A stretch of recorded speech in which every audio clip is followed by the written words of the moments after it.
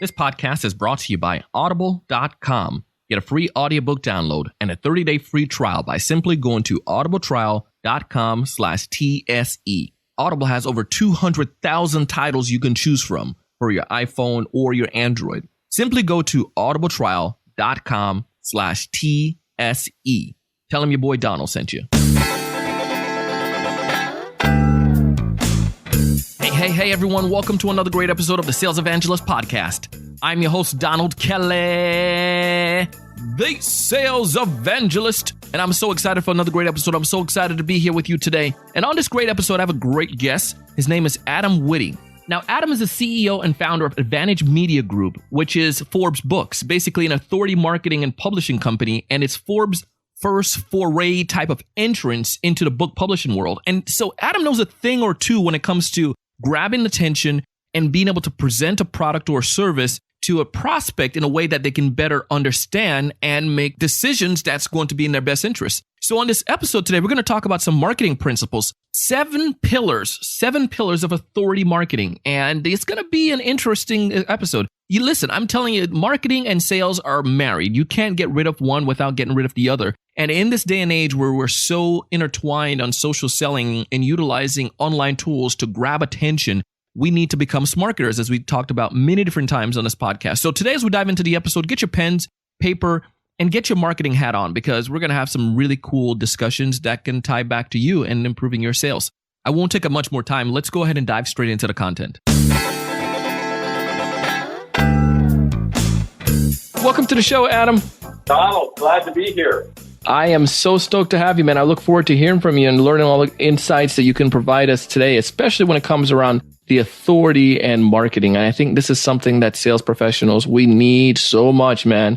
But before we dive into all the fun stuff there, man, why don't you tell us a little bit more about you and what you do, Adam? Well, Donald, I am one of you and all of your listeners. I am an entrepreneur, founder, CEO, and really, what does all that mean? That means that I am a salesman and I am a marketer, because until somebody buys something, you don't have a business. And I grew up learning and appreciating the art of marketing, and of course, learning and appreciating the art of professional selling as well. So my story, to keep it really brief, started a company when I was in college, out of a dorm room. My mentor convinced me that when you don't know anything, that's actually the best time to start a business, because you don't have any bad habits that you have to overcome. He also told me that if you don't have a mortgage, you don't have a spouse, you don't have children to support, you can financially take a risk. And he said, why not now? So I started a business when I was in college. And although that business did not ultimately succeed, I learned a lot through the process.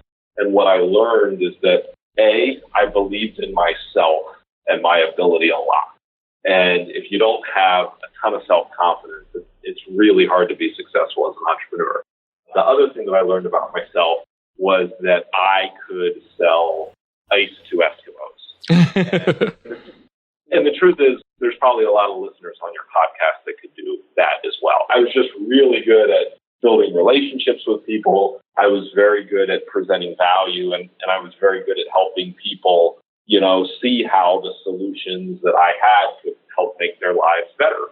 And so with that, my mentor, Pat Williams, said, Adam, start a publishing company for business people.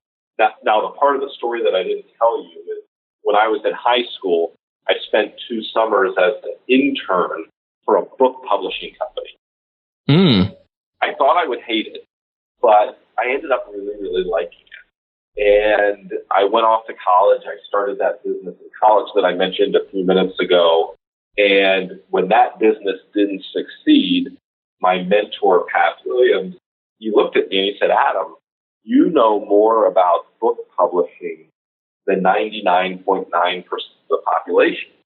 And I said, you know what? You're right. I actually do. Even though I was only an intern, when you spend 2 summers in a business, you learn a lot about that business. And Pat Williams, who is a business executive, but had authored a number of books, he had experienced the authority, the celebrity status, the expert status that being the author of a book brought to his professional career. And he believed that every business person, if they were to author a book, if they were to become an authority in their field, it could really catapult their career to new heights. And so he encouraged me to start a business helping people do just that. That was in 2005. And today, in 2017, some 12 years later, Advantage and Forbes Books, which are the two companies that I run, we are the largest independent business book publisher in the country and have over 1,000 authors in 40 states and 13 countries. And we work with entrepreneurs, CEOs, and professionals to help them build their authority status, to help them become the author of a professionally published book, and to help them use that authority status to create what we like to call an unfair advantage in the marketplace. Dude, makes total sense. And I love that. And I think that's why you are capable of speaking on this stuff. And I would like to go straight into it. What are the biggest mistakes you've seen that entrepreneurs make when it comes towards marketing themselves and their business? Well, the biggest mistake that we all make is we have a tendency to commoditize. And that is, we look like, we talk like, we act like everybody else in our industry, in our business. I like to say, how do you know it's the salesman knocking on the door? And they have a briefcase with brochures and lots of business cards, right? So the mistake that we all make is we as little kids, we were taught that we needed to fit in. And so in order to fit in, you look like, you talk like, you act like everybody else. But the problem is, in business, where it is very competitive, it is a crowded marketplace where you're trying to get people's attention when they're being distracted from every direction. You have to do the opposite. You need to stand out above the crowd. And so when you strategically and systematically position yourself as an authority on whatever it is you do, so irregardless of the industry or the nature of the business that you're in, it really doesn't matter. But if you strategically and systematically position yourself as go-to expert in that field, then it gives you the ability to stand on the mountaintop when everybody else in your industry is crowded around the bottom of it. Dude, makes sense on that. Love that. And we'll talk about, go back to what you shared there about being that.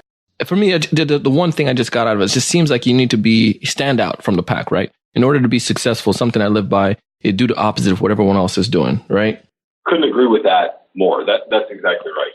So the principle of authority marketing is that, let's take one of your listeners who is let's just say he's a professional sales leader, or he's a professional seller himself of whatever it is his thing is, whether it's a product or a service, whatever it is the company that he works with does. So I would argue that if he or she has spent more than 12 months at it, he or she knows more about that one thing than 99.999% of the population. Okay? I mean, truly, you have become an expert in that very narrow, very niche topic. So for me, my very narrow niche topic is writing and publishing books, and not just any book, business books. I don't know anything about fiction or romance or children's books, but I know everything about business books. The other thing I know a lot about is strategically marketing yourself, meaning marketing a business person as an authority. So those are two topics where my depth of knowledge is really, really, really deep. And I know more about those two topics than, again, 99.999% of the population. So the point, Donald, is that all of your listeners, they have that same knowledge in their thing. And because it's their thing, we really don't recognize how gifted, how knowledgeable, how much of an expert at this one thing we really are. And because we don't acknowledge it and we don't recognize it, we kind of take it for granted. But if you exploit the fact that you know so much about this one narrow topic, and then you build that into a marketing plan. So what do you do to become an authority? Well, we'll talk in a few minutes. There's 7 different pillars of authority marketing, but let's just take the first. Let's say you were to write a book about it. Well, as soon as you introduce yourself as author of, or as soon as somebody says, oh, well, you should go talk to Donald Kelly. He wrote the book on that topic. You're no longer seen as a salesman. You're seen as a world-leading authority. Nobody wants to do business with salesmen. Everybody wants to do business with authorities and experts. Yeah. And that's why it's so important. And the cool thing about that too is it's almost like it sells itself in a sense, right? Because it's less convincing that you have to do because your stuff does that. Just the fact that you have the book makes it so much more compelling, right? Well, so let's talk about the book for just a second, right? So if you're in professional sales, then you have brochures, you have magazines, catalogs, you have product samples, you have business cards, maybe you have some case studies and some white papers. So, you sit down with a prospect, you pull all this out of your briefcase, you lay it out on the desk. And at the end of the meeting, that prospect is going to gather it all up. And if they're really interested, maybe they're going to keep it. But if they're not, they're probably going to put it all in the trash can. Whereas, forget about all that. Just eliminate everything I just said. Get rid of the white paper, get rid of the case study, get rid of the brochure, get rid of the catalog, get rid of the magazine. I want you to write a book on what you're an expert at, which obviously has to be related to what it is that you sell. And when you go sit down with that prospect, the first thing I want you to do is pull out a copy of your book, autograph it to them, and slide it across the table. And as soon as you do that, it completely changes the dynamic of the entire meeting. Because before the person sitting across the table from you is thinking, okay, I'm about to sit down and have a sales presentation. I know he's going to show me his wares, and I know at some point he's going to then ask me for money.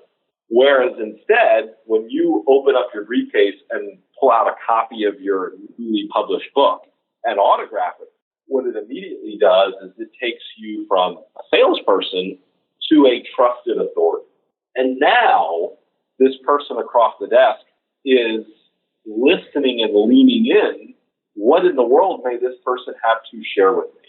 So it's a way to go from really an unwanted pest, which unfortunately is how a lot of people view people in professional sales, to a trusted guest, which is that expert, that authority, the author of the book on the topic. And so anybody that I've ever met in professional sales, as long as they're selling a product or service that's valuable enough to justify it, I say, listen, the best thing you could ever do for your career is write a definitive book on whatever it is you represent or you sell, and use that as your one and only marketing tool, and it will make you more money than anything else you will ever do.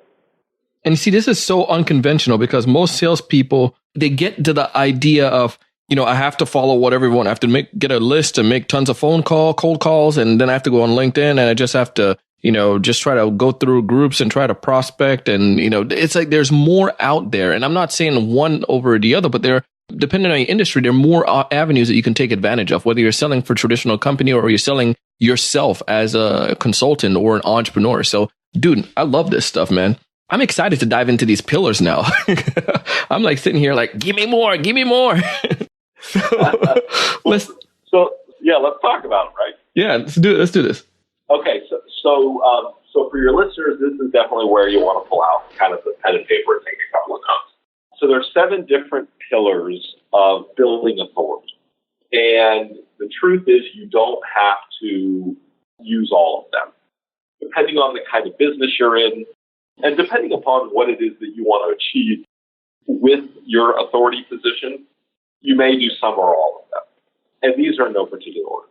So the first pillar of authority marketing is content marketing. And we talked about it for a minute with the book, but being the author of a book is just one form of content marketing. So what is content marketing? Content marketing is where you publish your expertise. And you publish your expertise through a book. You publish your expertise through an article that you might write, a white paper, an article that's written about you, a blog post, a podcast, a webinar, an audio interview. Those are just a handful of examples of content marketing. And the idea behind content marketing is that if you have something really interesting and important to say to the right kind of person, and you put that information in front of them, a highly qualified prospect is going to listen to, consume that information, and most likely want to engage with you.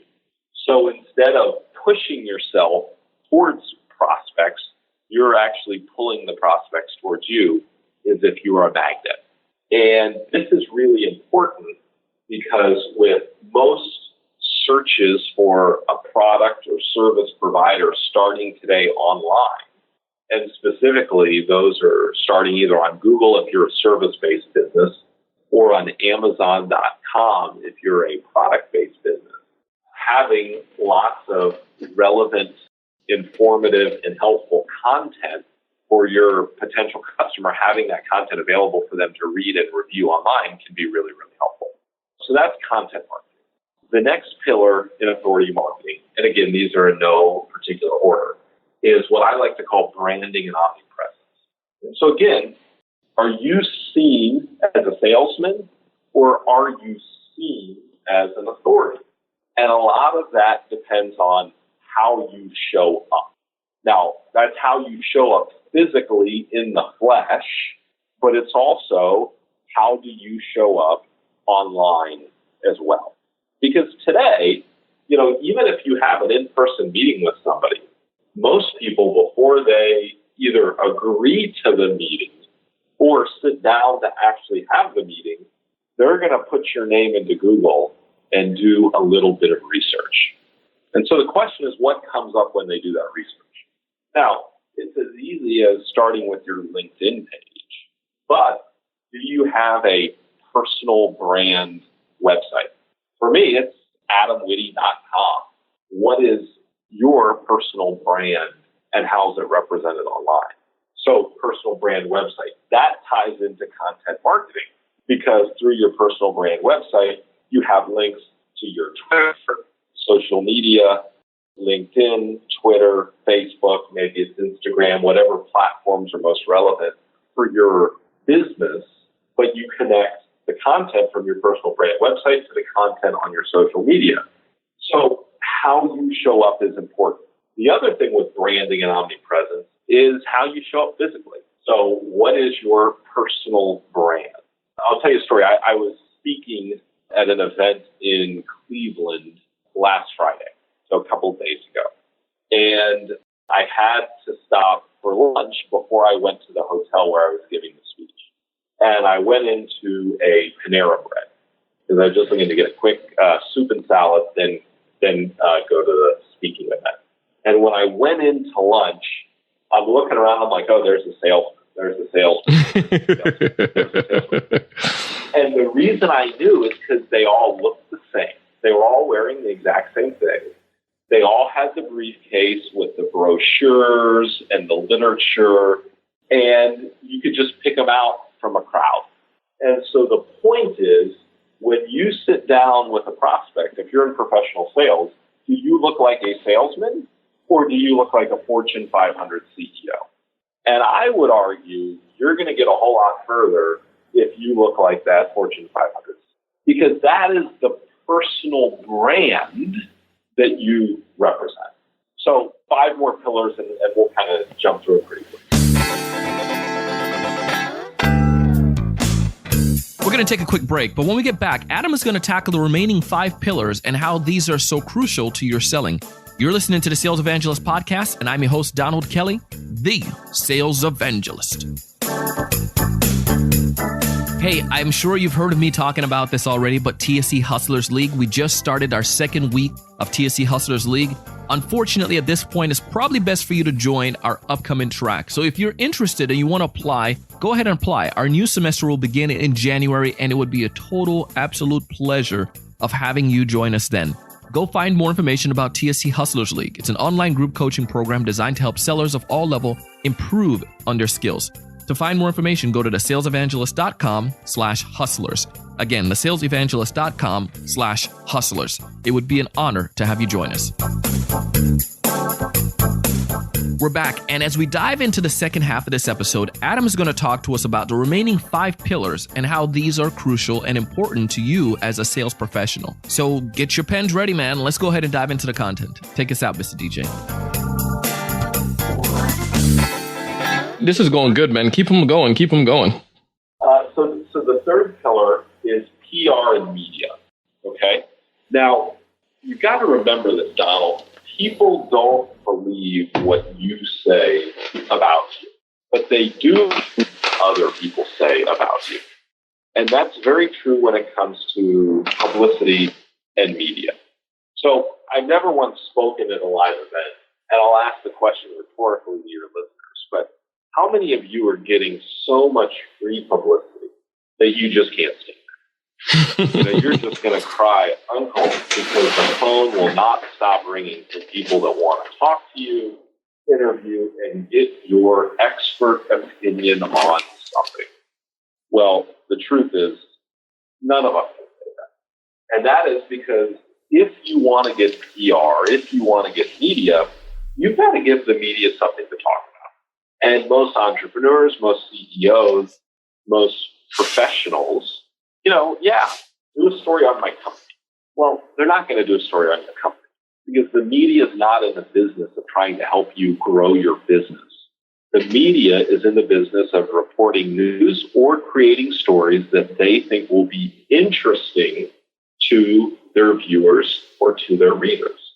So if you have written a book, that's now the newsworthy item. You've just launched a new book.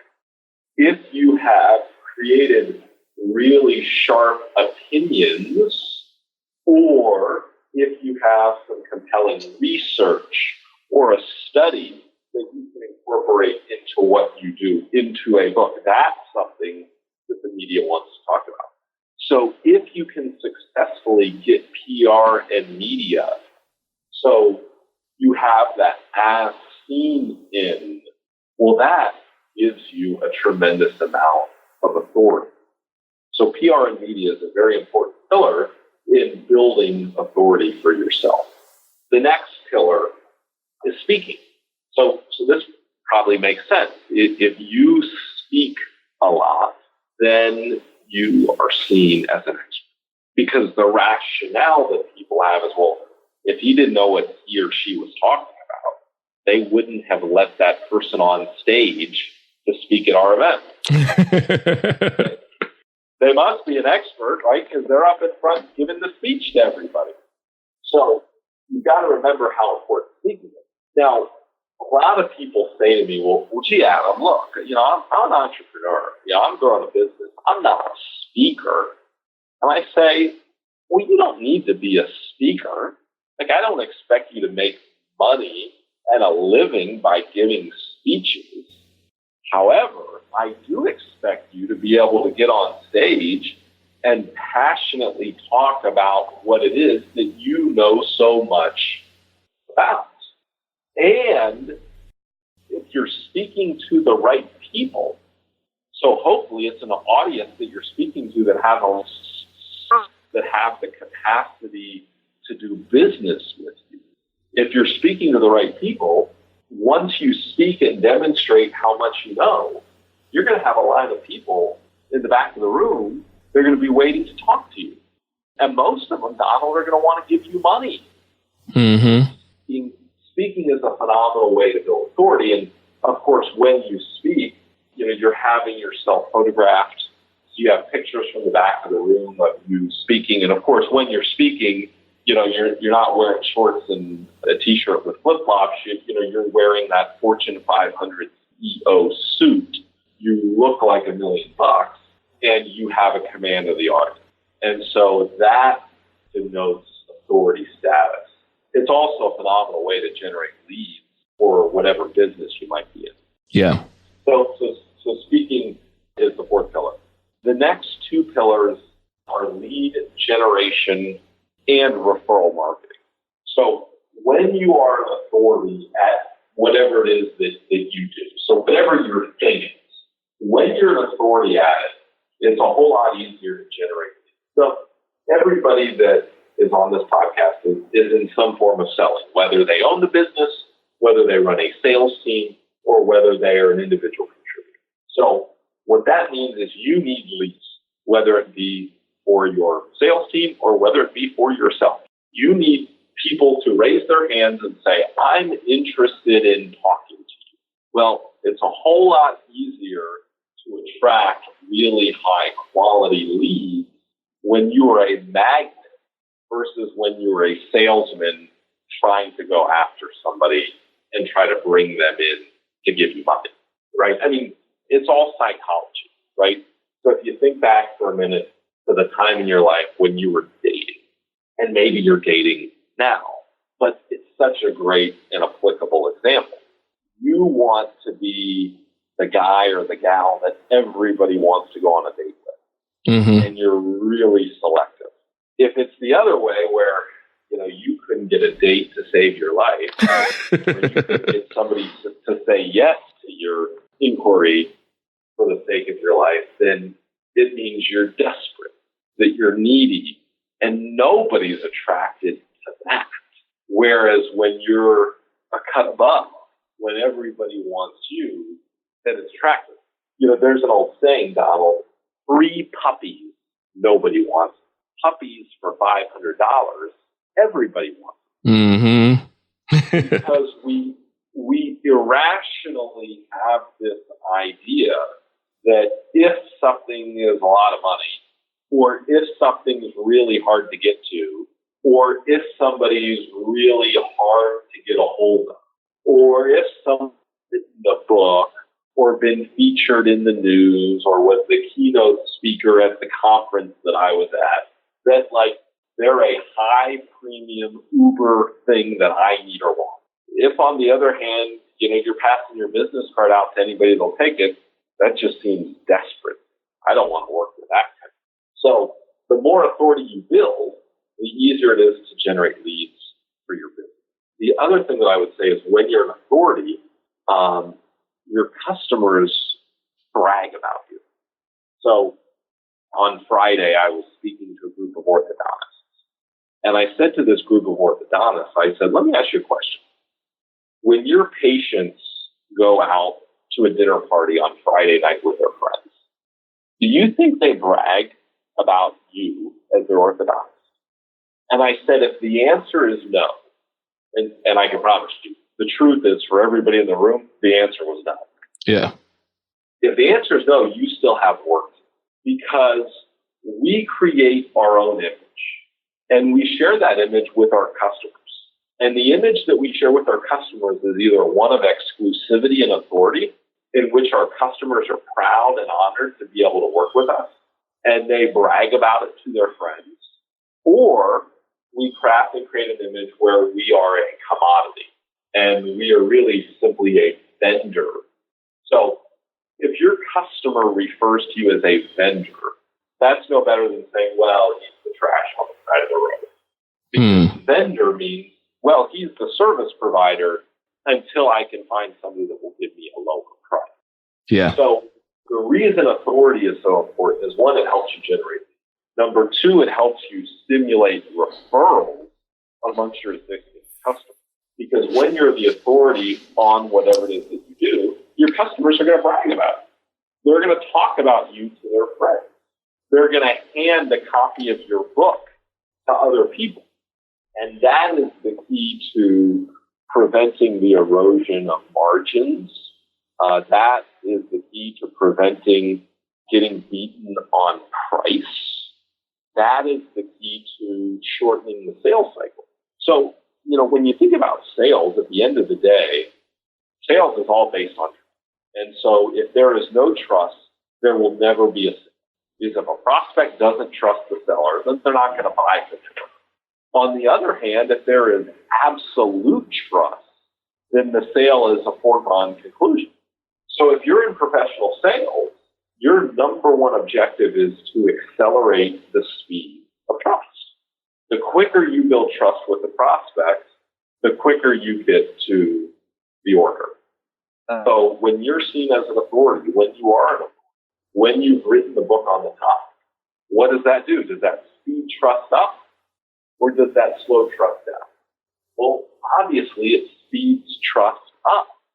And that's really what it's all about, is accelerating the speed of trust to lead to the sale much quicker. And when you are the authority that everyone trusts, they don't buy on price. They buy on value. They don't shop you around to your competitors. They don't treat you like a commodity. And so that's why all this is so important. The last pillar of authority marketing is what we call events. A lot of authorities host meetings, conferences, events, engagements for their customers, for their fans, for their champions, if you will. And when you have authority, you will get people to come to you, whether it be drive across town to an event that you're holding, or it might be get on an airplane and come to a meeting or a conference I'm putting on that's 10 states away. But when you are an authority, it gives you the ability to put on events. So, in short, those are the 7 different pillars of authority. And as I mentioned before, accelerating the speed of trust, something that all 7 pillars of authority do, in my opinion, is why it's so important for people in the sales profession to pay attention to this. You hit on some very good ideas there, man, some very good points. And I would tell folks out there that these are things that you probably can, you can do. And like you said at the beginning, before you went into the points, you don't necessarily need to do all of them. You need to make sure that you find one, at least start with that, and make sure that one is something that you can, that's going to work for you and your business. So I love it. But if there's one major piece of takeaway, one major advice that from this whole interview that you'd like people to leave with today, what's that one major piece of advice, Adam? Well, it's this, that authority is not conferred upon you. Authority will not creep up upon you in the dark of night. And if you wait for someone else to crown you king or queen, you'll be waiting a really long time. And so the most successful people that we've ever worked with are the ones that have the guts to grab the authority for themselves. And I like to use this analogy. Imagine for a minute that you're walking down the street and you see a beautiful crown sitting on the sidewalk.